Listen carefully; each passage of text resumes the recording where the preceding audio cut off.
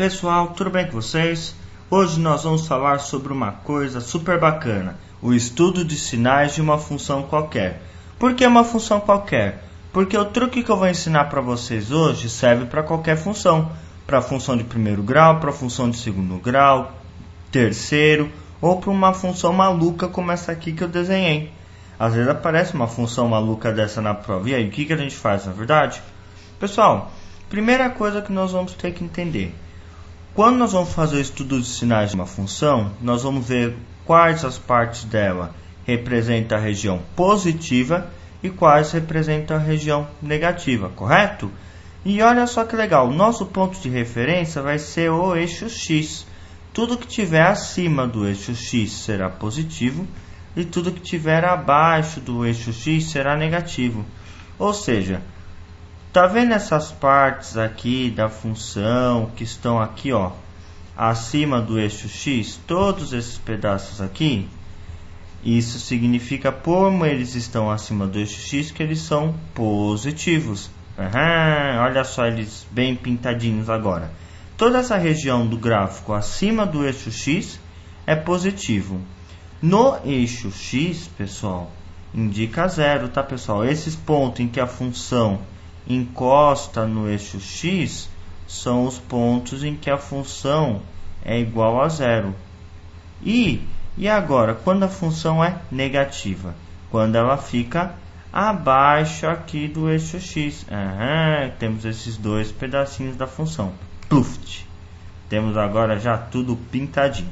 A parte azul, a parte de cima, representa a parte positiva e a de baixo negativa. Mas para que isso serve, pessoal? Lá no enunciado pode ter aí várias alternativas indicando quais são as partes positivas e negativas.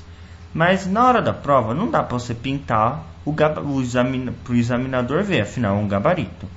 Como é que nós vamos representar? Por exemplo, numa função qualquer f de x, eu estou representando essa função como uma função f de x, nós vamos ter três opções.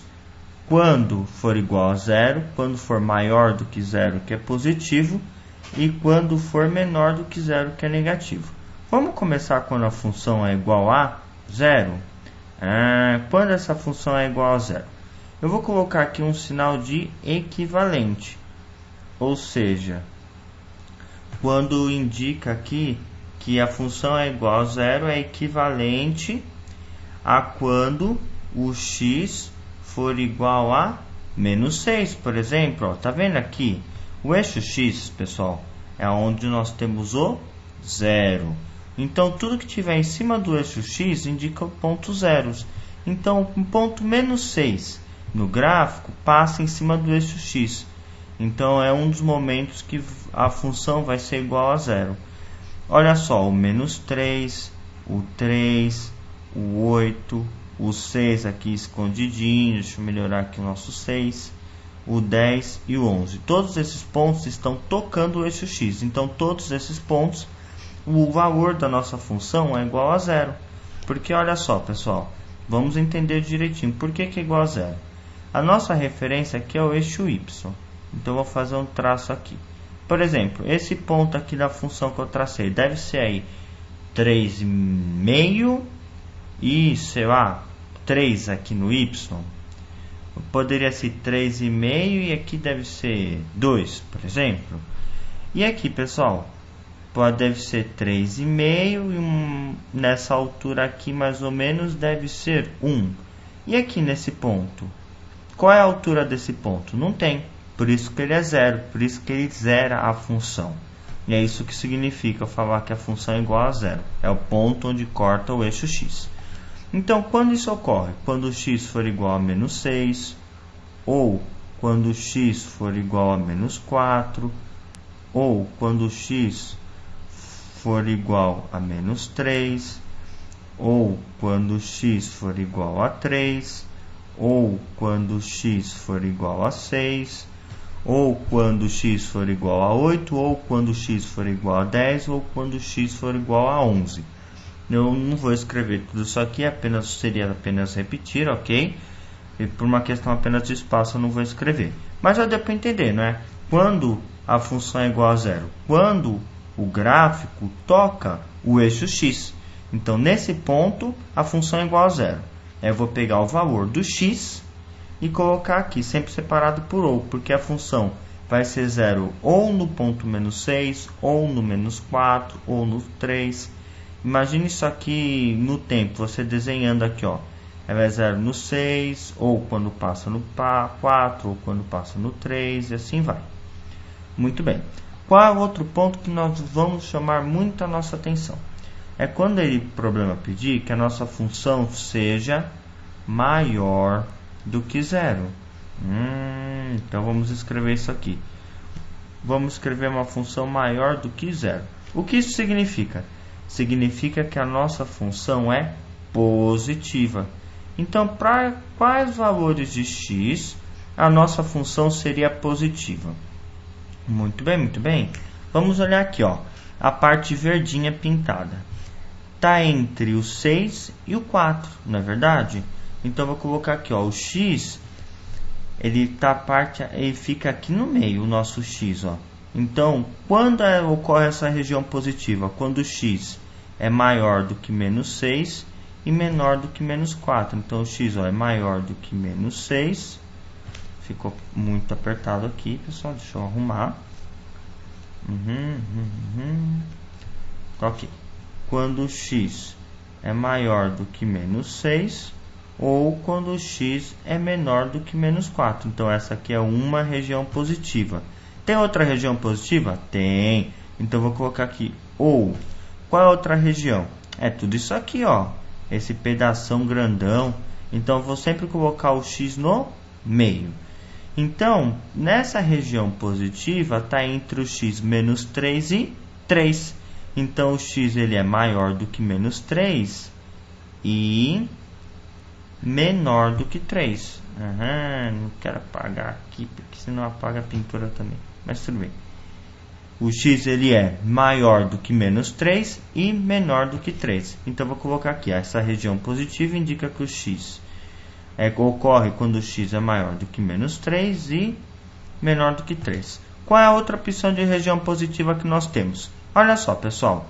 Se está aqui nessa parte azul, ó, colocar o x aqui no meio, ele vai ter que ser maior do que 6 e menor do que 8. Então, eu vou colocar aqui ou o x maior do que 6, menor do que 8. Mas ainda tem outra região positiva, então eu vou colocar ou também. O x ele tem que ser maior do que 8 e menor do que 10. Então, eu vou colocar aqui x maior do que 8, menor do que 10. E para finalizar, nós teríamos uma última região positiva, que seria o x maior do que 10 e menor do que 11. Também não vou colocar aqui porque não cabe, ok? Tá entendendo, pessoal, a ideia disso aqui? Não é difícil, na verdade. Então, quando a função f de x vai ser menor do que zero? É quando ela for negativa. Pensa assim, números menores que zero são negativos. Então, eu vou colocar a flechinha aqui. Isso equivale a quando? Que valores de x que isso equivale que a função é negativa?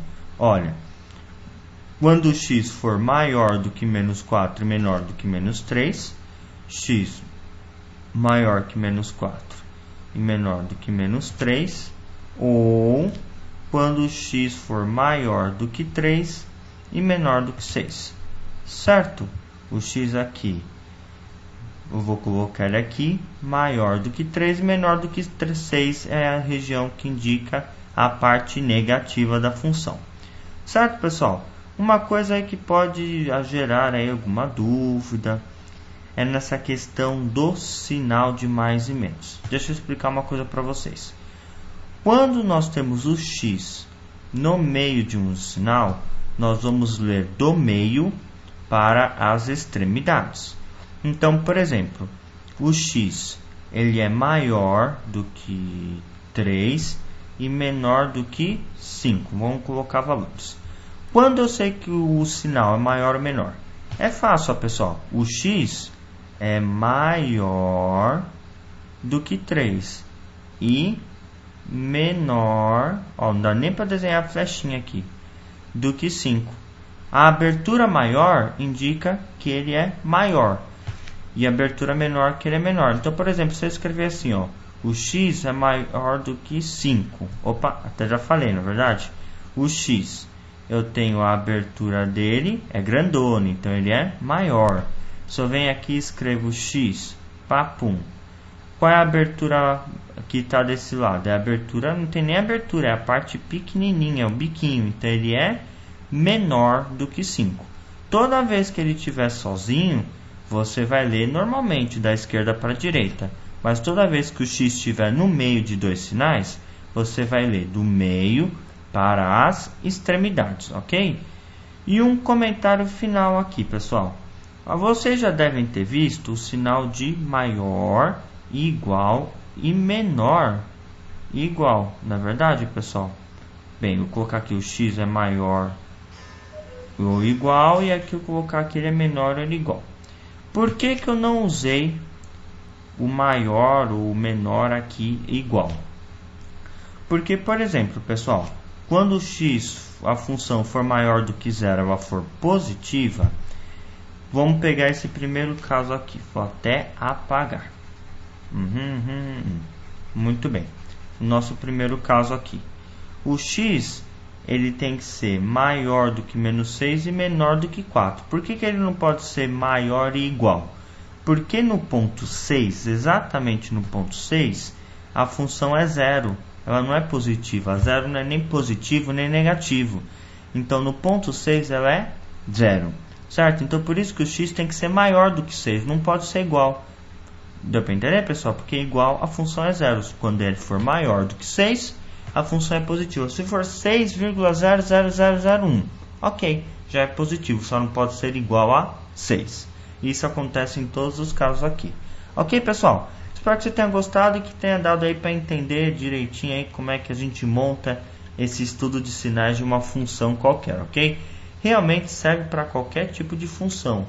Por exemplo, quando nós temos aqui uma parábola, nós vamos ver aqui a parte de cima do eixo, ela indica a região positiva, fazer um rabisco aqui. A parte abaixo do eixo x indica a região negativa. Quando a parábola está ao contrário, ó, pessoal, é a mesma coisa. Ó. Na parte de cima aqui do x, indica a região positiva. E na parte de baixo do x, indica a região negativa.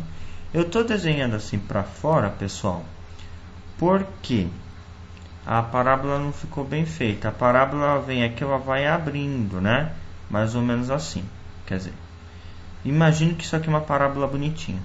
E toda vez, ó, pessoal, nós temos aqui como se fosse uma sombra. Então, essa sombra no eixo x que está indicando aqui essa parte negativa. Essa sombra aqui no eixo x que está indicando a nossa parte positiva.